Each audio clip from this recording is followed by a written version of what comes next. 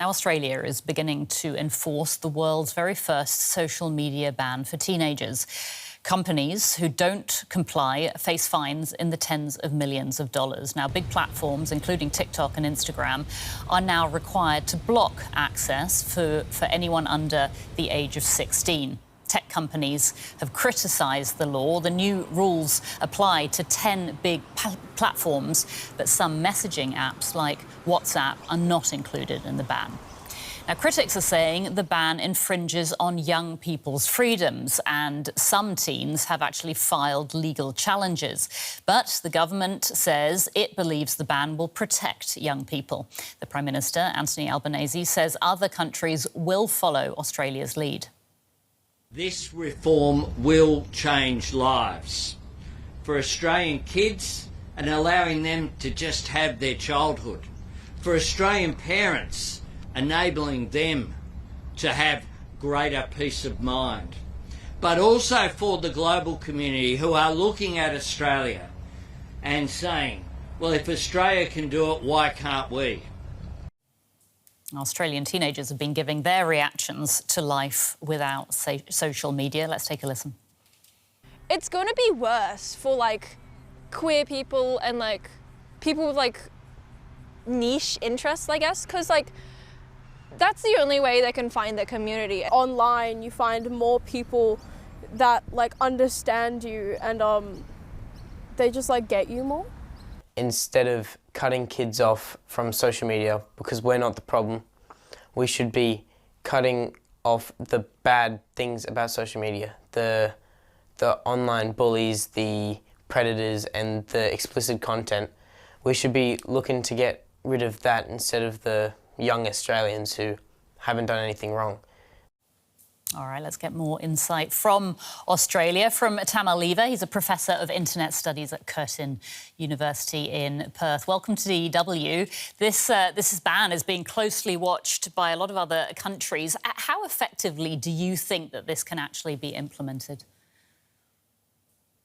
Look, in a technical sense of banning all under-16s and knowing that our government has said that you can't use a government-issued ID to undertake that purpose, means that we've had to rely on age assurance technology. So, for example, taking a video selfie and estimating the age on the basis of that. And from what we've seen in the first few days of it rolling out, that technology isn't really up to the job. It's great if you want to tell the difference between a 15 and a 40-year-old, but telling the difference between a 15 and a 16-year-old is often not accurate. And we've seen both false positives and indeed false negatives where people have been told that they're younger than they actually are and then need to go and appeal that process.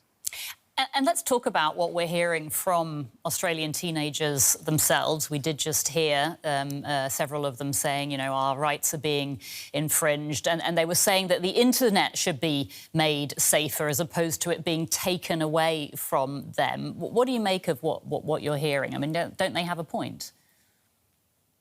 I think those teens are incredibly correct and incredibly articulate. I do think that we need better platform regulation, but I think that should be in the role of asking and indeed demanding that the platforms make themselves age-appropriate, safer spaces. They've known for a very long time the sort of harms that are out there, the sort of risks that are part of young people's lives, but also the lives of pretty much all users, and I think platforms could do a hell of a lot more than they currently do. Unfortunately, something like the ban doesn't really address those challenges. It simply means that we don't have young people confronting them for an extra 3 years. Rather, something like a digital duty of care, which would ask platforms to proactively try and mitigate risks before they roll out tools, seems like a much better option. So let's say, this, as we've been saying, this is kind of an experiment, this ban. If it proves to not be effective at all, what alternative measures do you think could be implemented down the line if this is seen as simply not working? Look, I do hope that as we hear other countries are watching, I do hope that they are watching very closely for these first few months and they do see whether this is something that's functional or not. We have heard from teens that they're not a fan. We have heard from most parents in Australia, though, that they are a fan because they want something to be done. So I think one of the challenges with this is that government has set no success metrics. We've heard that it's going to be an imperfect process, and it's been talked about as a cultural change more than an absolute. But I think in those terms, it's also admitting that the tools aren't really up to the job, and that trying to regulate platforms to make safer spaces rather than simply not be a space, I think is probably a better way forward. Yeah, you mentioned parents who are saying, oh, please help us control our kids' internet use. I mean, do you think that this is going to be, or do you see this being introduced in other countries around the world simply because there's going to be a demand for it? Look, we've heard that other countries, including New Zealand and Malaysia, pretty much have some regulation like this ready to roll out. And we've heard that there's global appetite. I think one of the biggest challenges, though, is the presumption that this is addressing harms that it can't. We heard from the clip that you played that messaging apps, for example, are exempt. So if people imagine, for example, this might be dealing with cyberbullying, it simply won't. They might not be cyberbullying on Snapchat or Instagram, but that will simply move to whichever digital platforms remain available. And if we give parents that peace of mind that the Prime Minister is speaking about, it's a false peace of mind. Tama Lever from Curtin University in Perth. Tama, thanks so much for your time today. Great to have you on the show. It's been my pleasure. Thank you. And let's get more on this. We are joined by Belinda Barnet, Senior Lecturer in Media and Communications at Swinburne University of Technology in Melbourne, whose research focuses on social media, data privacy and platform regulation. Welcome to the program, and thank you for your time. You're a supporter of this ban. You've called it a groundbreaking piece of legislation. Explain to us why. Well, we have these big technology companies, some of the most powerful companies in the world, and they've designed products that are addictive by design. And what this legislation is attempting to do is to just prevent harms to our children. So we don't feel that kids are ready to be exposed to some of these products just yet. Perhaps down the track, they will improve their safety features and they'll become less toxic places, for example, and then they wouldn't actually need to be a part of the list. Now, this ban, it wasn't even enforced, and yet some tech-savvy teens, they were already talking about ways to bypass or to block it, even migrating to other platforms. In your opinion, how effective can the ban be, and can it be enforced properly? Well, of course, kids are going to find ways around it. It's part of the job description of kids to kind of figure things out. So I don't think that means that we should abandon it altogether, in the same way that kids find their way around, minimum drinking age, for example. It doesn't mean that you abandon this policy altogether. Children, just to flesh this out a bit more, children will still be able to use many apps while logged out of their profiles. And the ban doesn't cover messaging platforms, we understand, like WhatsApp or social video games. What are the risks there? Well, I think that there are risks associated with messaging apps, but I think the messaging apps have been exempted for the simple reason that kids do actually need to use these apps for community and to communicate with each other. So the apps that have been included have more significant risks associated with them. So something like WhatsApp, for example, kids can use to it's exempted. They can use it to get a group together of their friends and stay in constant contact. Critics and teens, we heard some critical voices before we came to you for this interview. Some of the critics and teens there were arguing that this ban violates young people's freedom of expression and access to information in communities, especially for kids in remote or isolated areas or situations. What do you say to that? I say that it does actually restrict their ability to access certain kinds of information.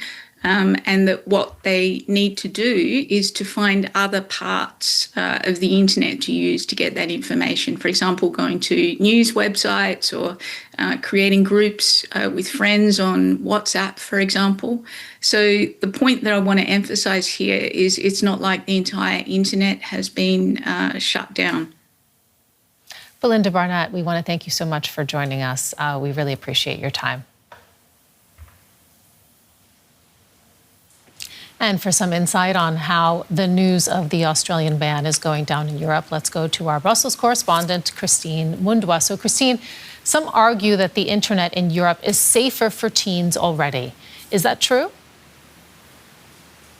Well, to an extent, Sarah, a number of countries, and this has been policy for a few years now, have minimum age requirements. So under 15s, under 14s, under 13s, to some extent, need parental consent before they can have social media accounts. These countries include Italy, France, Belgium, Norway, and actually in France, lawmakers and parliament are considering going a step further, not only requiring these social media platforms to do user verification in terms of age, but also introducing what they're calling, or the concept would be some kind of a digital curfew overnight, so keeping 15 to 18-year-olds off of social media platforms during the night hours. But I think if Denmark goes through with this, and this is certainly a government proposal, it would be the closest to what Australia is doing. The Danish government says it's going to be introducing a proposal where they will effectively be banning under 15s from social media.